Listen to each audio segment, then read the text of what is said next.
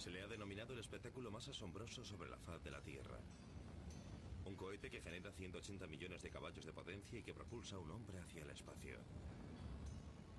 Esta es la historia de la evolución de esos gigantes que escupen fuego y de las superpotencias competidoras que estaban obsesionadas por enviar sus cohetes a la Luna. Los rusos dieron el primer paso en la carrera espacial gracias a un genio oculto. Pero los Estados Unidos pusieron en juego todos los recursos a su alcance y cruzaron la meta en primer lugar. Experimentemos ese inmenso poder, mientras rugen tan increíbles máquinas en su camino hacia el espacio y hacia el siglo XXI.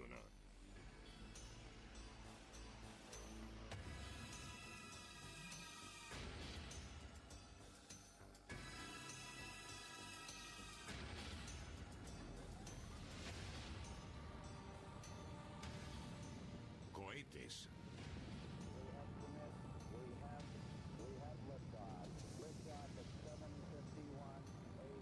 Episodio 4. El poder más aterrador.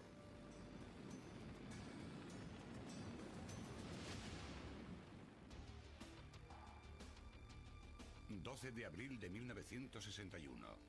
Mientras el cosmonauta ruso Yuri Gagarin se situaba en posición de despegue a bordo de la nave Vostok 1, los científicos soviéticos comenzaron la cuenta atrás de un sueño.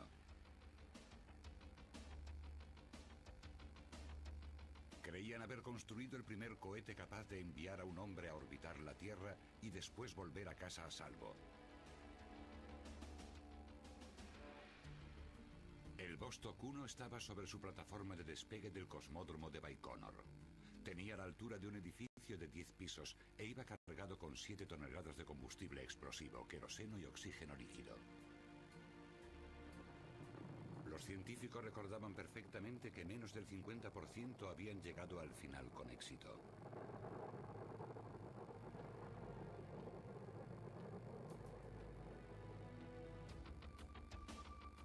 Pero tenían la esperanza de que ese día sería diferente. Sabían que los riesgos eran enormes. El momento de la ignición podría incinerar al cosmonauta o enviarlo hacia el cielo, inmortalizado para siempre por ser el primer hombre en el espacio.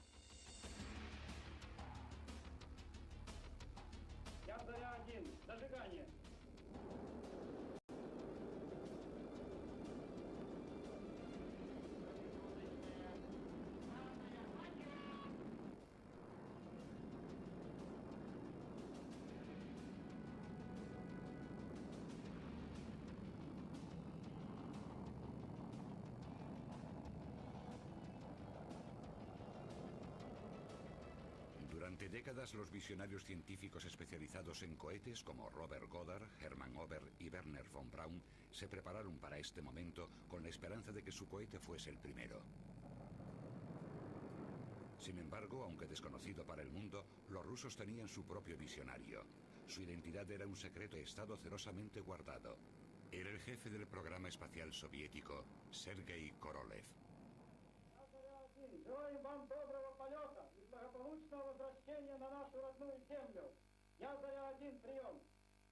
Él también llevaba décadas experimentando, diseñando y construyendo cohetes, soñando con enviar a un hombre al espacio.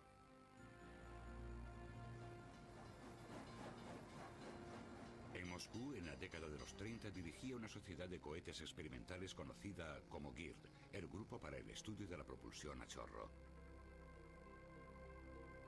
Habían estudiado el trabajo pionero del ruso Konstantin Tsiolkovsky, quien había teorizado sobre los cohetes de combustible líquido, y del americano Robert Goddard, que había logrado llevar a cabo el primer lanzamiento. Robert Goddard era conocido en Rusia junto con su trabajo. Por lo que publicaba la prensa norteamericana, se sabía que Goddard estaba desarrollando cohetes con combustible líquido. La prensa norteamericana decía que Goddard volaría hasta la Luna. En Rusia incluso se discutía, ¿podrá Goddard llegar a la Luna o al menos lanzar un cohete para ir a ella? El ejemplo de Goddard inspiró a muchos otros ingenieros, por ejemplo a los del GIR, que se entusiasmaron y decían, Goddard puede hacerlo solo, nosotros somos un grupo. Deberíamos poder hacerlo también. Y lo hicieron. En 1933 lanzaron su propio cohete de combustible líquido. El primitivo artefacto llamado Gir 09 consiguió mantener el vuelo durante 18 segundos. El primer éxito de Korolev llamó la atención del ejército ruso y su grupo continuó desarrollando cohetes para los militares. Pero a finales de los años 30, Joseph Stalin comenzó a sospechar de los científicos y muchos de ellos fueron condenados a muerte. Korolev se libró, pero pasó la Segunda Guerra Mundial en un campo de prisioneros diseñando aviones de guerra. Sin embargo, en 1946 fue liberado y se le permitió liderar el programa ruso para analizar el cohete V2 alemán y crear nuevas y potentes armas para la guerra. Las primeras órdenes que recibió Korolev fueron las de recrear el V2. No tenía mucha libertad para inventar, pero inmediatamente vio algunas de las posibilidades para mejorar el cohete. Korolev propuso efectuar cambios radicales en la V2. Los depósitos se integraron en el revestimiento del cohete y la ojiva fue separada del resto del fuselaje. El nuevo diseño hacía que el cohete resultase más ligero y la ojiva más precisa.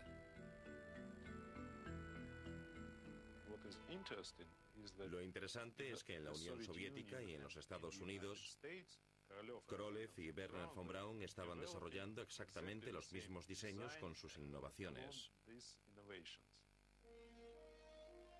La oficina de diseño de Korolev continuó desarrollando cohetes militares y en 1957 probó el primer misil balístico intercontinental, el R-7. Era sin duda el cohete más potente del mundo. Y Korolev comprendió que contaba con la capacidad necesaria para poner un satélite en órbita. En Rusia, el programa espacial estaba siempre subordinado a las posibles aplicaciones militares de los cohetes, pero los líderes soviéticos reconocieron el enorme valor propagandístico del éxito espacial. Ahora las órdenes de Korolev eran las de conseguir el primer puesto en asuntos relacionados con el espacio. En 1957 lanzaron el primer satélite artificial, el Sputnik. Los rusos se aseguraron de que en toda Norteamérica se conociese su triunfo.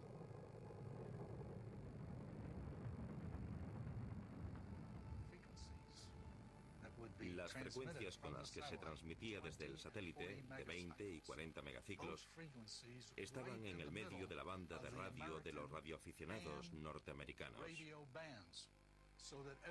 De modo que todos los radioaficionados del país podían oír el satélite. Eso dio la impresión, y no solo a los Estados Unidos, sino a todo el mundo, de que los rusos iban muy por delante de nosotros. Y el mundo se asustó.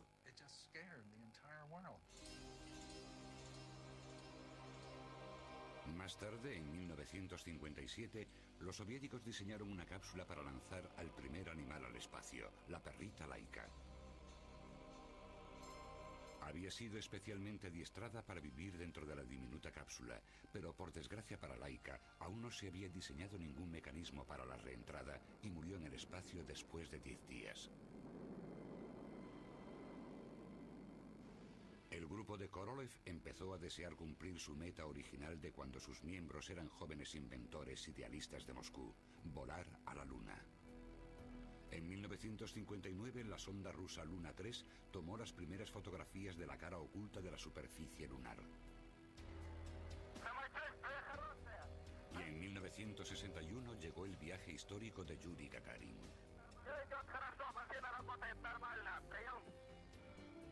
Propulsado por un misil balístico R-7 modificado, el Vostok 1 voló durante 108 minutos.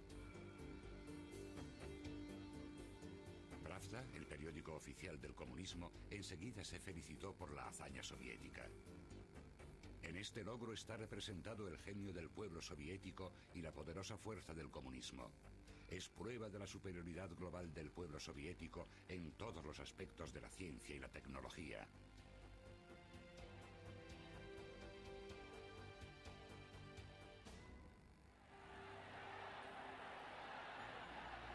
El júbilo se extendió por toda Rusia, pero Korolev no compartió la gloria. Su identidad seguía manteniéndose en secreto ante el mundo.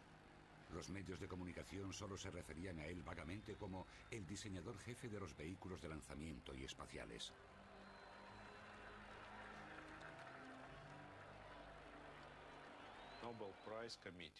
El comité del premio Nobel anunció que lo iba a conceder por el primer Sputnik y a la persona responsable del primer lanzamiento humano al espacio. El gobierno soviético se negó a hacer público el nombre de Korolev al comité del premio Nobel y Korolev no recibió dicho premio.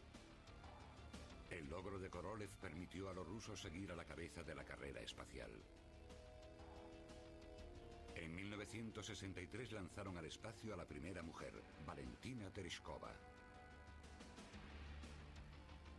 Y en 1965, Alexei Leonov realizó el primer paseo espacial. A pesar de todos estos logros, solo después de su muerte en 1966 se reveló al mundo el nombre de Korolev. Jamás disfrutó del estatus de héroe que merecía, pero el legado de Sergei Korolev estaba muy claro. Siempre será recordado por una impresionante serie de logros espaciales y por haber puesto a su país muy por delante en la carrera por llegar a la Luna.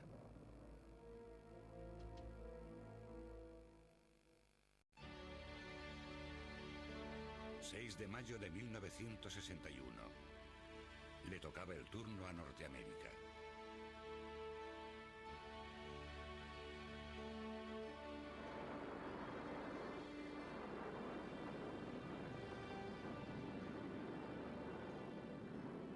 Solo 3 semanas después del histórico vuelo de Yuri Gagarin, un misil balístico Redstone modificado envió al astronauta Alan Shepard a realizar el primer viaje espacial norteamericano.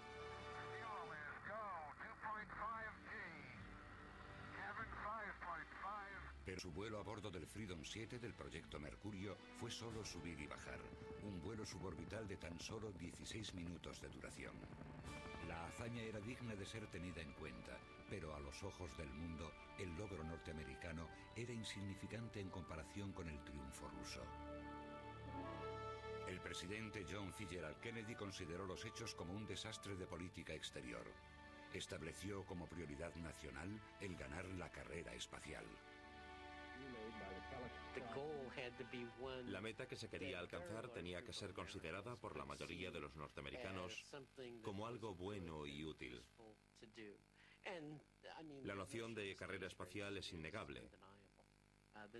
La idea consistía en elegir una gran meta a cumplir antes que los soviéticos para solucionar de una vez por todas esa tontería de la carrera espacial. Kennedy pidió a la NASA que dijese lo que era capaz de hacer para demostrar que los Estados Unidos no se quedaban atrás. Neil Rosen era entonces el director de vehículos de lanzamiento de la NASA. Algunos, y yo era uno de ellos, dijimos que una de las formas de vencer a la Unión Soviética era poner un hombre en la Luna. Eso sería algo que ellos no podrían igualar. El 25 de mayo de 1961, en un discurso ante el Congreso, Kennedy efectuó una atrevida declaración que dio pie al nacimiento del programa Apolo.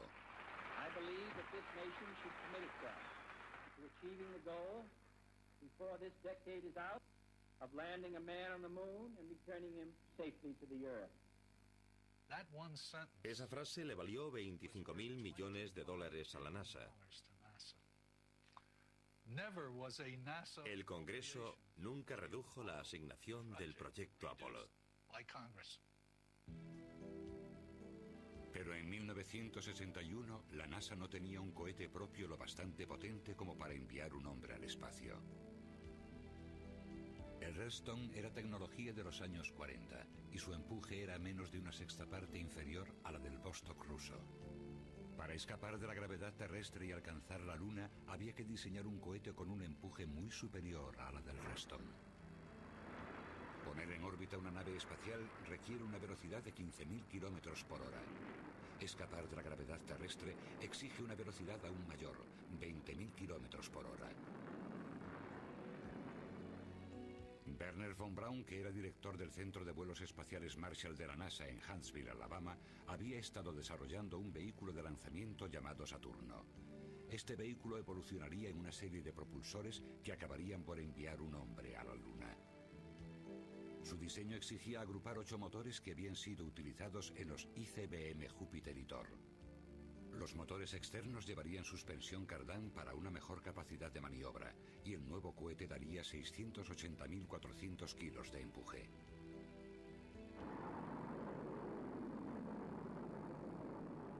Era un diseño radical que algunos consideraban condenado al fracaso desde el principio. Lo apodaron la última representación del motor agrupado. Pero von Braun insistió. El 27 de octubre de 1961, el Saturno 1 se preparó para su lanzamiento. La carga del cohete era un módulo de prueba relleno de agua.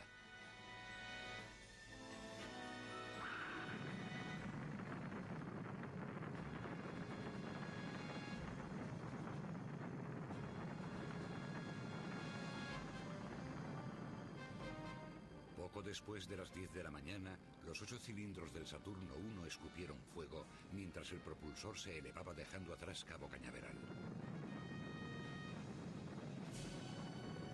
Su vuelo de 18 minutos de duración dio validez al concepto de motor agrupado.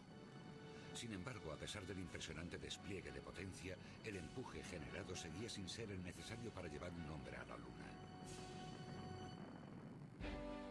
Comenzaron los trabajos para diseñar un nuevo motor cohete de un empuje casi imposible de imaginar. Con 680.400 kilos de empuje cada uno. Este nuevo y gigantesco grupo motor se denominó F1. En el centro del motor había una bomba de combustible de alta velocidad capaz de bombear oxígeno líquido y queroseno al asombroso ritmo de 3 toneladas por segundo.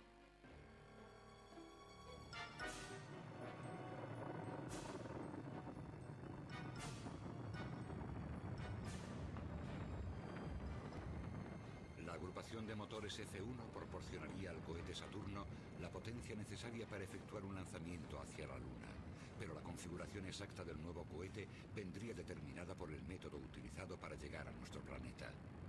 El equipo del Apolo estudiaba 3 planes de vuelo distintos. Neil Rosen defendía el vuelo directo, pero eso exigiría el uso de un vehículo de lanzamiento gigantesco. 5.500.000 kilos de empuje, con 8 motores F1. Este cohete, llamado Nova, nunca llegó a construirse. Wernher von Braun estaba a favor de la técnica de órbita terrestre, según la que 2 cohetes más pequeños se encontrarían en una estación espacial en órbita, combinarían sus cargas y continuarían desde allí hasta la Luna. Pero esta técnica era demasiado compleja para cumplir con el plazo máximo establecido por Kennedy, el final de la década. Robert Gilruth, jefe del grupo de misiones espaciales, apoyaba el encuentro en la órbita lunar. Enviar un cohete a la órbita lunar y desde allí lanzar una cápsula lunar más pequeña. Este, por supuesto, fue el método adoptado. El vehículo de lanzamiento diseñado para llevar a cabo esta misión sería una versión de 3 módulos del Saturno llamado Saturno 5.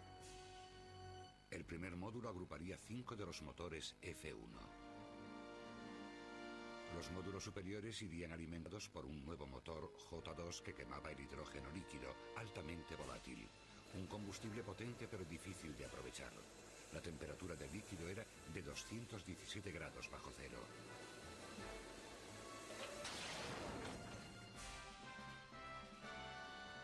Cada J2 proporcionaría más de 90.000 kilos de empuje dentro de un contenedor pequeño y ligero.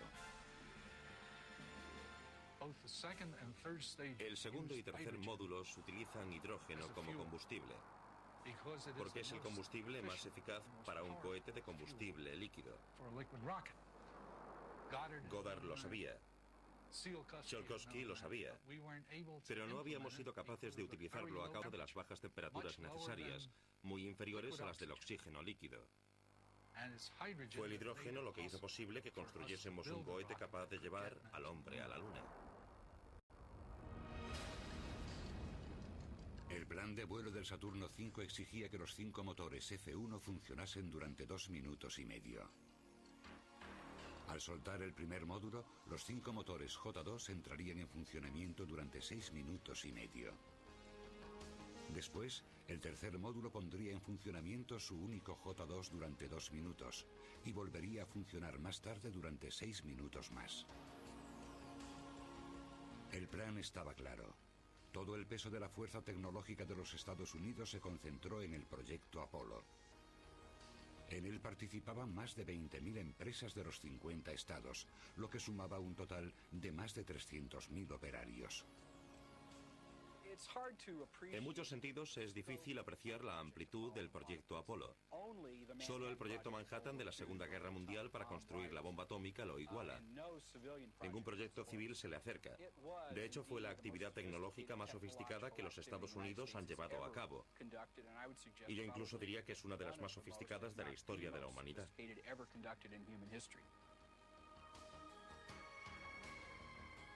Pero mientras el Apolo seguía adelante, los rusos también continuaron con sus esfuerzos por alcanzar la Luna.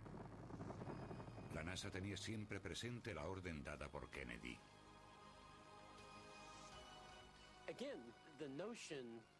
La idea del programa Apolo y la Luna no era la de vayamos a la Luna, sino la de lleguemos a la Luna antes que los rusos. 4, 3, 2, 1. Ignición.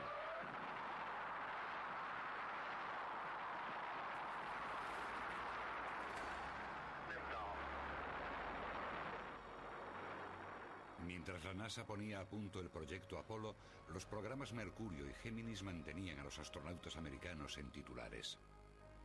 Estas misiones reafirmaron la posición norteamericana en la carrera espacial y ayudaron a los científicos a diseñar y a probar la compleja tecnología necesaria para realizar el viaje a la Luna. El Mercurio se había comenzado antes de que existiera el proyecto Apolo. Fue el primer paso gracias al que los humanos se estrenaron en el espacio.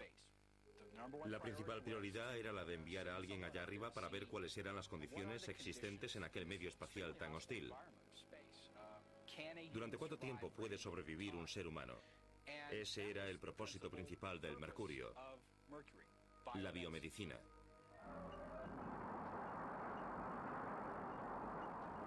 Durante 1963, el Mercurio utilizó el ICBM Atlas modificado para enviar 6 hombres al espacio.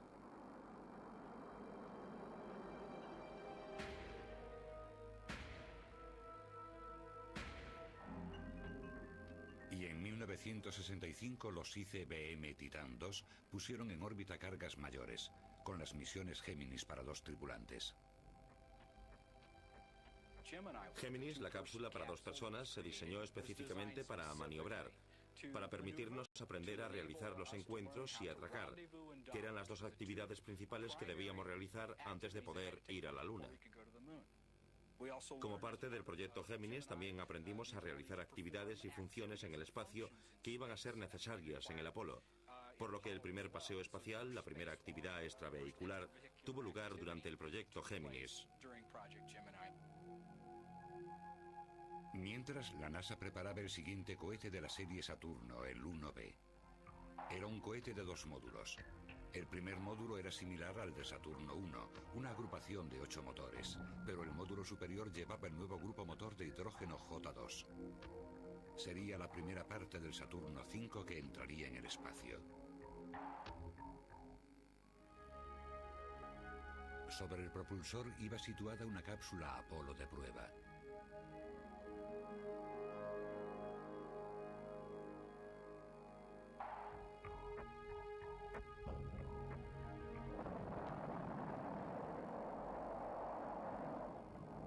El 26 de febrero de 1966, el Saturno 1B lanzó con éxito su carga a una altura de 280 kilómetros.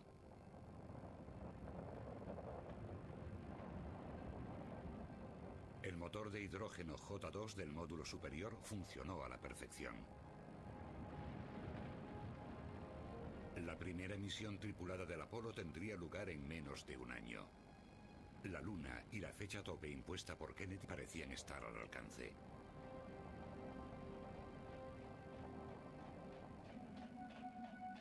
Sin embargo, el 27 de enero de 1967, durante una prueba rutinaria de cuenta atrás, un trágico incendio a bordo de la cápsula del Apolo 1 acabó con las vidas de los astronautas Virgil Grissom, Ed White y Roger Chaffee.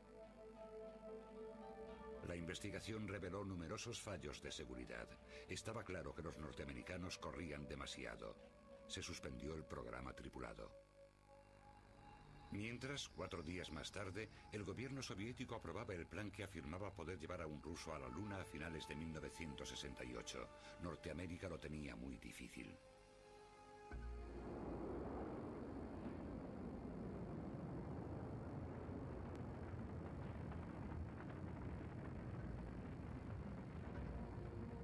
Pero en el Centro de Vuelos Espaciales Marshall, Von Braun y su equipo continuaban trabajando en el poderoso Saturno V norteamericano.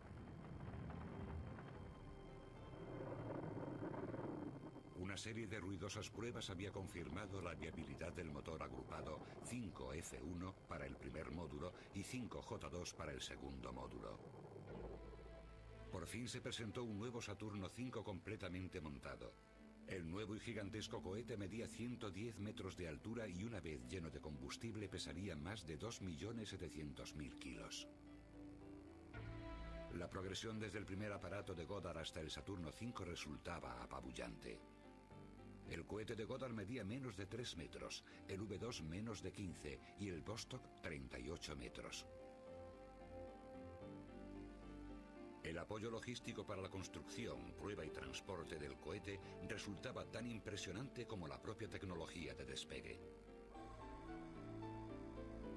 En Marshall se construyó un banco dinámico de pruebas, convirtiéndose en el único lugar, excepto Cabo Kennedy, donde se podía levantar un Saturno V completo con sus 3 módulos.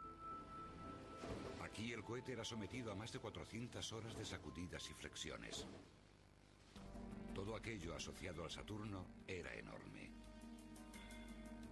Una flota de navíos y barcazas transportaba partes del cohete entre los fabricantes y los lugares de prueba, navegando a veces a través del Canal de Panamá. Para ahorrar tiempo en los viajes, se construyeron especialmente 2 enormes aviones, llamados Guppy Preñado y Super Guppy, para el transporte de las secciones del Saturno V. Ahora tardaban unas 18 horas en llegar a Florida. En barco llevaba más de 18 días.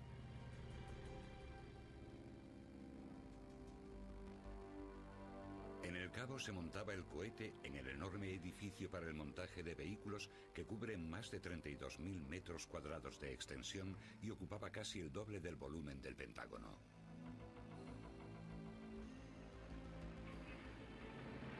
Después el cohete se transportaba desde el edificio para el montaje de vehículos hasta la plataforma de despegue, utilizando un tractor gigantesco. El vehículo era más grande que un campo de béisbol, pesaba casi 2.700.000 kilos y viajaba a una velocidad máxima de 1 kilómetro a la hora. En el otoño de 1967, el Saturno V estaba listo para su primer lanzamiento de prueba.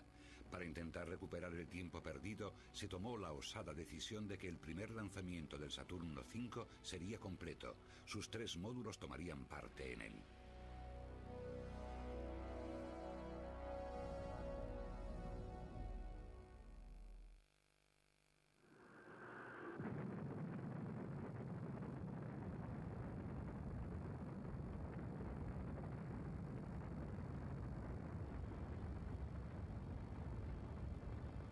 El 9 de noviembre de 1967, a las 7 de la mañana, la zona que rodeaba el Centro Espacial Kennedy se vio golpeada por una gigantesca onda expansiva seguida de un rugido ensordecedor que superaba los 120 decibelios.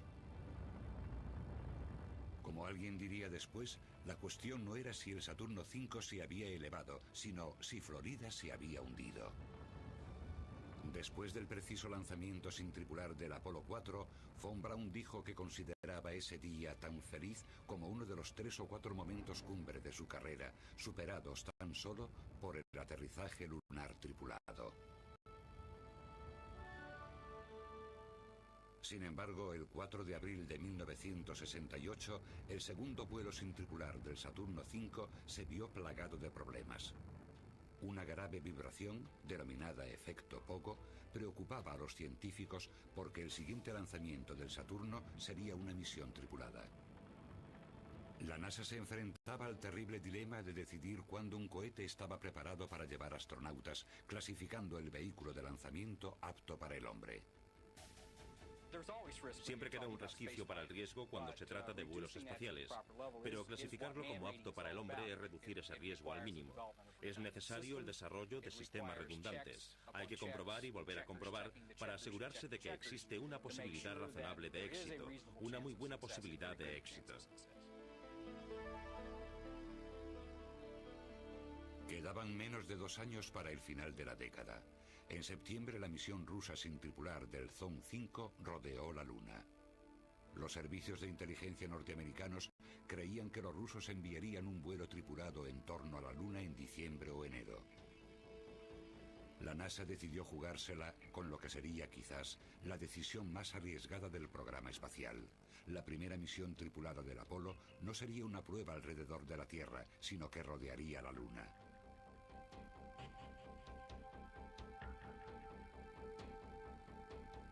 El 21 de diciembre de 1968, en el complejo de lanzamientos 39, el Apolo 8 estaba ya preparado. A las 8 de la mañana, los 5 motores F1 fueron encendidos.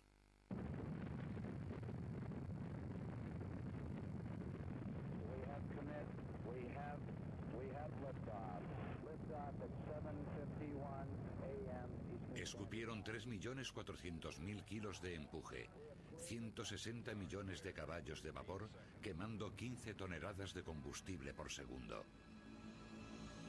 El primer módulo llevó a los astronautas Frank Borman, James Lovell y William Anders a una altura de 30 kilómetros y a una velocidad de 5.000 kilómetros por hora.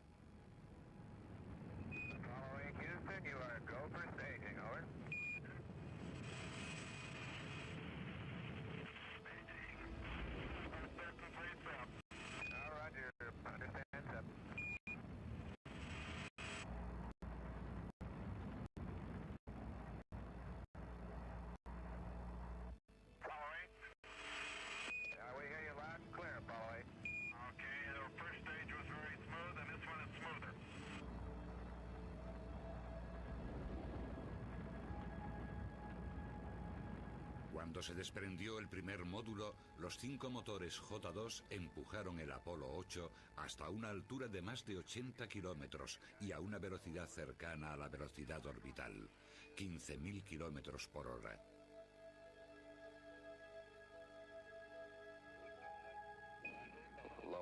Lovell confirma ignición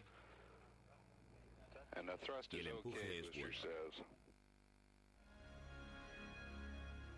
El módulo 3 puso en marcha su único J-2 y la velocidad aumentó hasta que la nave alcanzó la velocidad de escape, casi 20.000 kilómetros por hora.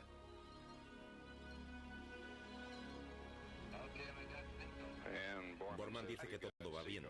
El cierre de admisión salió bien en el segundo. Con el cierre de la admisión del motor J-2, el Apolo 8 se dirigía hacia la Luna. Los astronautas vieron caer al espacio el tercer módulo ya usado.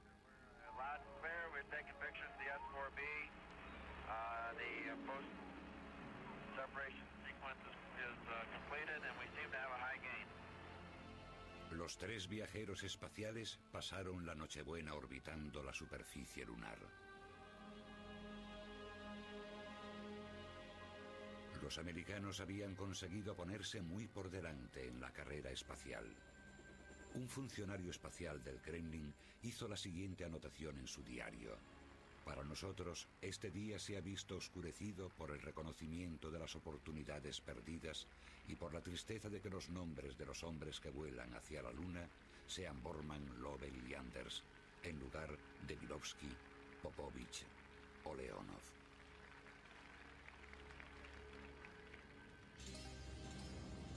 A pesar de todo lo que habían dicho, los rusos nunca fueron capaces de perfeccionar su cohete lunar N-1, que había sido diseñado en principio por Korolev. El superpropulsor soviético igualaba en tamaño y en potencia al Saturno V norteamericano. Pero en lugar de los 5 motores que llevaba el Saturno V, ellos habían montado en su cohete 30 motores pequeños y nunca consiguieron hacerlos funcionar simultáneamente como si fueran uno solo.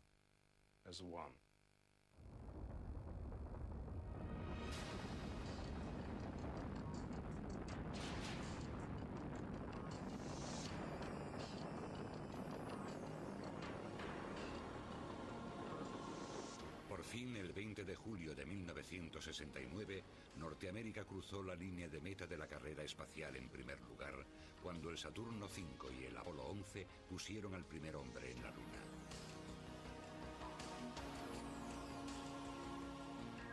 Cuando el programa Saturno llegó a su fin en 1973, el gigantesco cohete había transportado 21 hombres a la Luna y había puesto al Skylab en órbita alrededor de la Tierra. Ni un solo cohete Saturno tuvo jamás un fallo.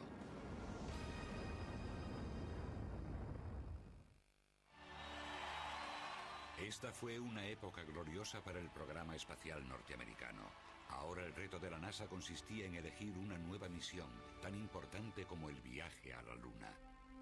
En 1969 se formó el grupo de trabajo del Space Shuttle, la lanzadera espacial, para diseñar un vehículo de lanzamiento reutilizable. Un avión espacial capaz de orbitar, volver a aterrizar y despegar de nuevo. Este vehículo reduciría de forma impresionante el coste de enviar cargas al espacio, satélites, estaciones espaciales y sondas planetarias. Trabajando en colaboración con las Fuerzas Aéreas de los Estados Unidos, la NASA experimentó con diversos diseños. El proyecto lanzadera avanzaba con rapidez. En enero de 1972 se aprobó la producción del sistema de transporte espacial.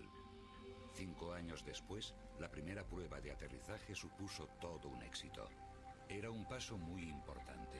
Los motores de la lanzadera espacial están apagados durante la fase del aterrizaje, por lo que la aerodinámica del avión espacial resultaba crucial. Y el 12 de abril de 1981 despegó la primera lanzadera espacial, el día en el que se cumplían 20 años del vuelo de Yuri Gagarin. La lanzadera ha despegado de la torre.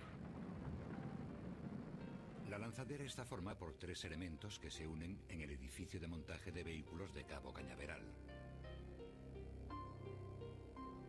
El avión espacial, 2 grandes booster o motores auxiliares de combustible sólido recuperables y la única parte desechable del vehículo, el depósito de combustible externo. Este depósito es más alto que un edificio de 15 plantas. Durante el despegue lleva el combustible para los motores del avión espacial. A los 9 minutos de vuelo se desprende y cae en las remotas aguas del Océano Índico. El avión espacial es más o menos del tamaño de un DC-9 y va equipado con 3 motores de oxígeno e hidrógeno líquidos. Cada uno de ellos genera más de 170.000 kilos de empuje.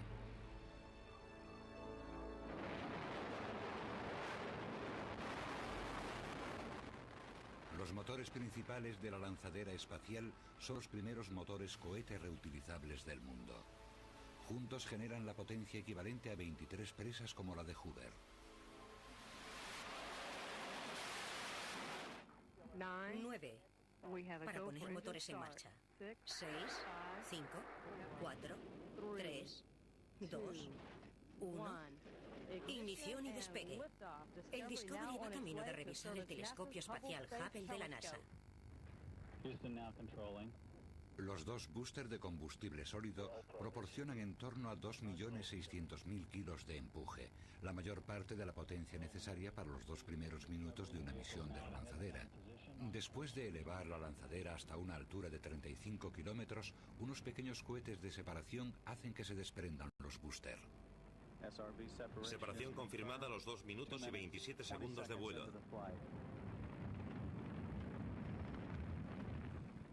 Los boosters flotan en el mar a unas 180 millas de Cabo Cañaveral.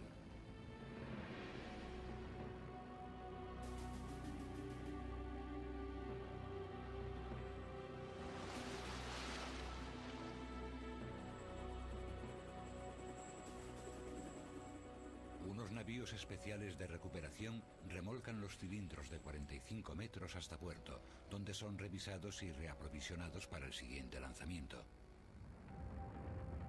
Aunque la lanzadera espacial ostenta el desafortunado récord de contar con el accidente más terrible del programa espacial, también ha realizado decenas de misiones con éxito, lanzando, recuperando y reparando satélites y sondas planetarias. Pero su tecnología sigue siendo muy cara y la NASA mira hacia el futuro. La primera lanzadera despegó en 1981, por lo que su tecnología ya tiene bastantes años.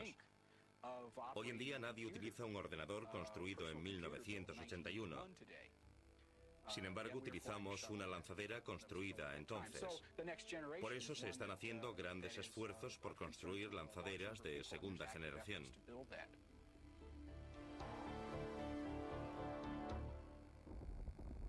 El futuro de los cohetes parece depender de la creación de vehículos de lanzamiento reutilizables y altamente eficaces. Uno de los programas en desarrollo es el del Venture Star X-33. El X-33 despegaría en posición vertical, pero utilizaría pistas convencionales para el aterrizaje. La nave espacial despegaría y aterrizaría formando una única unidad. El fin de esta nave espacial reutilizable es el de reducir los costes de lanzamiento de cargas de $20.000 por kilo a solo $2.000.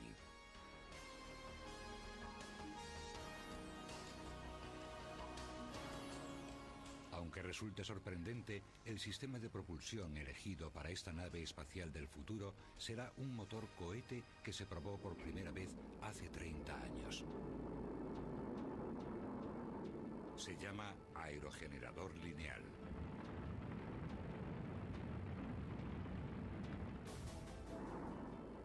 En los motores cohete tradicionales, la masa de gases ardientes se expande hacia el exterior y acelera a través de una tobera con forma de campana.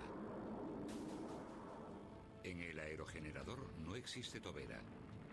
La energía se dirige hacia adentro y la presión atmosférica hace las veces de pared exterior invisible. Esta técnica permite que el aerogenerador cambie de forma y funcione a la perfección a cualquier altitud. Se probó por primera vez en la década de los 60 y se desechó por considerarse demasiado arriesgado. Pero con los avances actuales, el aerogenerador es posible. Siete motores aerogeneradores propulsarán al X-33 hasta velocidades que superan el Mach 15. 15 veces la velocidad del sonido. La NASA espera que el proyecto esté pronto listo. Un ambicioso plan que será posible porque el Venture Star utilizará las turbobombas que sobraron de los motores J2 construidos para el Saturno.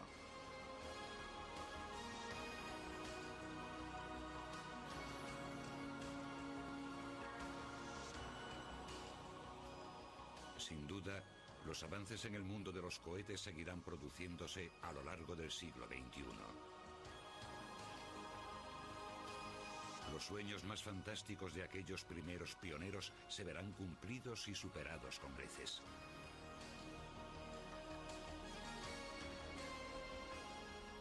Por muy increíbles que sean los viajes que logremos realizar, la humanidad siempre se verá profundamente conmovida por aquellos primeros y estimulantes momentos en los que un cohete logró despegar y en los que el hombre fue capaz por fin de superar la tiranía de la gravedad y viajar por el espacio.